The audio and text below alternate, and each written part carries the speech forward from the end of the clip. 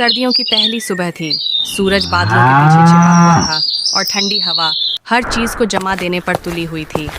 रामलाल ने खिड़की से बाहर झांकते हुए कहा, हे भगवान, लगता है इस बार ठंड हमें अच्छी खासी परीक्षा में डालने वाली है। बाहर का हाल तो देखो, सब कुछ बर्फ जैसा ठंडा हो गया है। रसोई में चाय बनाती सुशीला ने मुस्कुराते हुए कहा, हाँ रामलाल, मैं तो सोच रही हूँ जल्दी से लकड़ियों का इंतजाम कर लें। और सुना है मंगरू काका के घर तो कुछ भी नहीं है ठंड से बचने के लिए। रामलाल ने गंभीर होते हुए कहा, हाँ, तुम ठीक कह रही हो। मैं हरिया और शंकर से मिलकर कुछ उपाय करता हूँ, लेकिन इस बार सिर्फ लकड़ियाँ जुटाना काफी नहीं होगा, कुछ और सोचना पड़ेगा। सुशीला ने चाय की केतली रखते हुए कहा, रामलाल, अगर तुम चौपाल पर सबको बुला लो तो अच्छा रहेगा, मिलकर कुछ किया जा सकता है। रामलाल ने कहा। बिल्कुल सही, मैं अभी जाकर सबको चौपाल पर इकट्ठा करता हूँ। चौपाल पर गांव के ज्यादातर लोग इकट्ठा हो गए थे। ठंडी हवा के बावजूद हर कोई अपनी अपनी बात कहने में लगा था। हरिया ने उत्साह से कहा, भाइयों, इस बार ठंड को हल्के में लेना हमारी सबसे बड़ी गलती होगी। अगर हम पहले से तैयार नहीं हुए तो बहुत से घर मुश्किल में आ जाएंगे। मंगरू काका जैसे बुजुर्ग और गरीब लोग सबसे पहले प्रभावित होंगे। शंकर ने बात काटते हुए कहा, हरिया ठीक कह रहा है, हमें अपने अपने हिस्से का काम बांटना होगा। कोई लकड़ियां इकट्ठा करे, कोई गर्म कपड़े जुटाए और जिनके पास खाना बनाने की जिम्मेदारी है वो भी तैयार हो जाए। रामलाल ने सहमति जताते हुए कहा, तो ठीक है, हरिया और शंकर, तुम दोनों लकड़ियां लाने के लिए टीमें बनाओ। हमें गांव के हर घर तक मदद पहुंचानी है। और हाँ, एक और बात, किसी को यह न लगे कि हम सिर्फ एक दो घरों की मदद कर रहे हैं। गांव का हर व्यक्ति हमारी जिम्मेदारी है। सुशीला ने चौपाल पर आई महिलाओं को संबोधित करते हुए कहा, हम औरतें गरम सूप और रोटियां बनाएंगी। जो लोग बीमार हैं या कमजोर हैं, उन्हें ये खाना पहुंचना चाहिए और जो बच्चे हैं उनके लिए खास ध्यान देना होगा। हरिया ने कहा, लेकिन रामलाल, ये काम आसान नहीं है। लकड़ियां इकट्ठा करने के लिए जंगल जाना होगा और ठंड में वहां जाना काफी मुश्किल है। रामलाल ने जवाब दिया, सही कहा, लेकिन यही हमारी परीक्षा है। अगर हम गांव के लिए ये नहीं कर सकते तो फिर क्या करेंगे?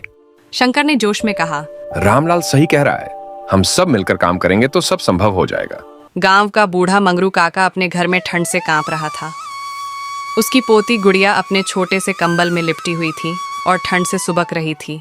गुड़िया ने कांपती आवाज में पूछा, दादा बहुत ठंड लग रही है, आग कब जलेगी? मंगरू काका ने उसे कहा, गुड़िया, भगवान से प्रार्थना करो, शायद कोई हमारी मदद करने आ जाए। तभी दरवाजा खटखटाने की आवाज हुई। मंगरू काका ने कांपते हाथों से दरवाजा खोला। सामने रामलाल और हरिया खड़े थे, लकड़ियों का गट्ठा और 2 गर्म कंबल हाथ में लिए। रामलाल ने कहा, काका, हम जानते हैं कि आपके घर में ठंड से बचने का कोई साधन नहीं है। ये लकड़ियां और कंबल आपके लिए हैं। अब ठंड की चिंता मत कीजिए। मंगरू काका की आंखों में आंसू आ गए। उन्होंने कांपते हुए कहा, ठंड ने मेरी हिम्मत तोड़ दी थी, लेकिन तुम लोगों ने मेरा भरोसा वापस ला दिया। हरिया ने गुड़िया को एक कंबल ओढ़ाते हुए कहा, अब तुम आराम से सो जाओ, ठंड अब तुम्हें परेशान नहीं करेगी। गांव में ठंड से निपटने के लिए हर कोई जुट गया था। महिलाएं चौपाल पर सूप और रोटियां बना रही थीं, जबकि पुरुष लकड़ियां इकट्ठा करने में लगे थे। सुशीला ने महिलाओं से कहा, बहनें, हमें यह काम जल्दी खत्म करना होगा। गांव के कई लोग भूखे हैं, रोटियां और सूप सब तक पहुंचने चाहिए। हरिया ने जंगल से लौटते हुए कहा, रामलाल, हमने 3 गट्ठे लकड़ियां इकट्ठा की हैं, लेकिन और भी चाहिए होंगी। ठंड इतनी ज्यादा है कि ये जल्द ही खत्म हो जाएंगी। शंकर ने कहा, हरिया, तुम लकड़ियां लाने की चिंता छोड़ो, मैं अपनी टीम के साथ सुबह तक लकड़ियां लाऊंगा। तुम बाकी घरों में लकड़ियां बांटने का काम देखो। रामलाल ने गांव के बच्चों को पास बुलाकर कहा, तुम सब जाकर देखो कि कहीं कोई और परिवार मुश्किल में तो नहीं है। अगर हो तो हमें तुरंत खबर देना। उस रात ठंड अपने चरम पर थी। ऐसा लग रहा था जैसे गांव पूरी तरह जम जाएगा। रामलाल ने महसूस किया कि एक और परिवार लकड़ियों और गर्म कपड़ों की कमी से परेशान है। हरिया से उसने कहा, हरिया, हमें उस परिवार की मदद करनी होगी। ठंड में कोई भी घर कमजोर हो सकता है। हरिया ने कहा, ठीक है रामलाल, हम दोनों चलते हैं, बाकी काम शंकर संभाल लेगा। दोनों ने मिलकर उस परिवार तक लकड़ियां और कंबल पहुंचाए। उस परिवार की बुजुर्ग महिला ने कहा, तुम सब हमारी मदद के लिए भगवान के दूत बनकर आए हो। भगवान तुम्हारा भला करे। कुछ हफ्तों बाद ठंड का कहर कम होने लगा। सूरज की पहली किरण गांव के हर कोने को रोशन कर रही थी। बच्चे चौपाल पर खेल रहे थे, महिलाएं हंस रही थीं और पुरुष अपने अपने काम पर लौट गए थे। चौपाल पर मंगरू काका ने सबके सामने कहा, गांव की एकता ने हमें बचा लिया। अगर हम यूं ही मिलकर काम करते रहे तो कोई मुश्किल हमें नहीं डिगा सकती। रामलाल ने मुस्कुराते हुए कहा, ठंड हमारी परीक्षा थी, हमने इसे जीत लिया और इस जीत ने हमें सिखाया कि मिलकर काम करने से बड़ी मुश्किल आसान हो जाती है।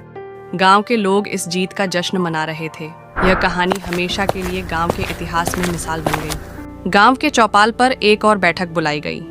इस बार चर्चा थी कि भविष्य में ठंड जैसे संकटों से कैसे निपटा जाए। रामलाल ने गांव वालों से कहा, इस बार हमने ठंड का सामना कर लिया, लेकिन हमें भविष्य के लिए और बेहतर तैयारी करनी होगी। गांव में एक सामुदायिक भंडार घर बनाना चाहिए जहां लकड़ियां, कंबल और खाना पहले से जमा किया जा सके। हरिया ने सुझाव दिया, भंडार घर के लिए मैं अपनी खाली जमीन देने को तैयार हूँ। वहाँ हर साल ठंड शुरू होने से पहले सामान जमा किया जा सकता है। शंकर ने कहा, और हमें गांव में हर परिवार से थोड़ा थोड़ा योगदान लेना चाहिए। इससे हर किसी की भागीदारी भी होगी और भंडार घर भरा भी रहेगा। सुशीला ने महिलाओं की तरफ से कहा, हम महिलाएं सर्दियों से पहले कंबल और गर्म कपड़े सिल सकती हैं। इससे गांव में किसी को भी बाजार पर निर्भर नहीं होना पड़ेगा। गांव वालों ने इस योजना को सर्वसम्मति से मंजूरी दी और तुरंत काम शुरू करने का निर्णय लिया। गांव के बच्चों ने ठंड के खिलाफ जंग में अपनी भूमिका निभाने का फैसला किया। गुड़िया, जो अब स्वस्थ और उत्साहित थी, ने अपने दोस्तों से कहा, हम ठंड के बारे में लोगों को जागरूक कर सकते हैं।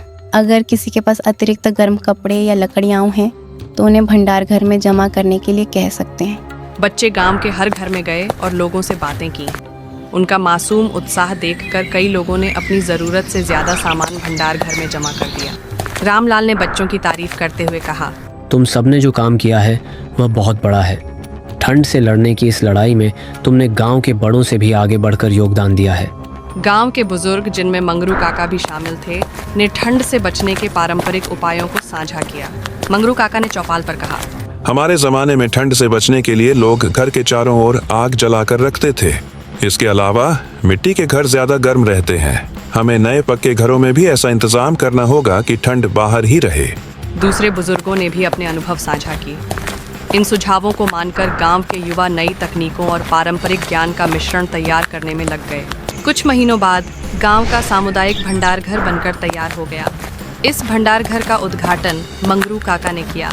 मंगरू काका ने कहा, ये भंडार घर सिर्फ एक इमारत नहीं है, ये हमारी एकता का प्रतीक है।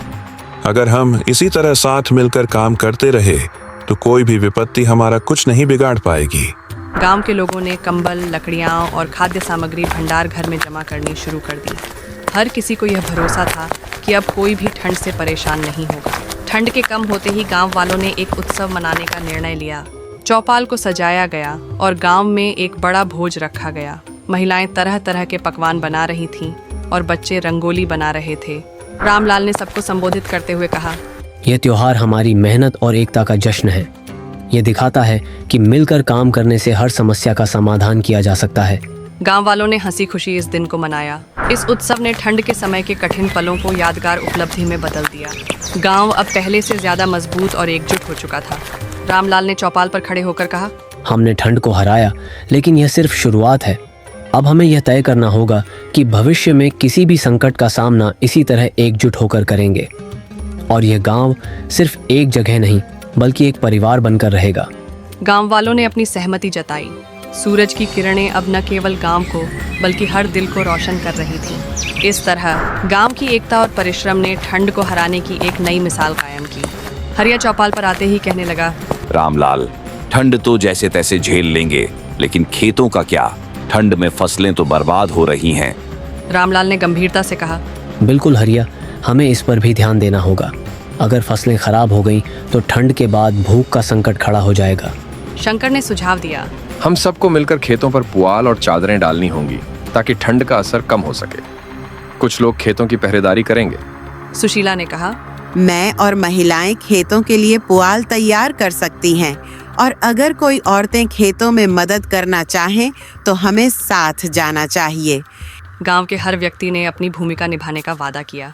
हरिया और उसकी टीम लकड़ियों की तलाश में जंगल पहुंची। हरिया ने कहा, जंगल में ठंड बहुत तेज है, हम सबको जल्दी काम करना होगा वरना बीमार पड़ सकते हैं। शंकर ने कहा, ठीक है, हर कोई अलग अलग दिशा में जाए, लेकिन सावधान रहे, यहाँ जंगली जानवर भी हो सकते हैं।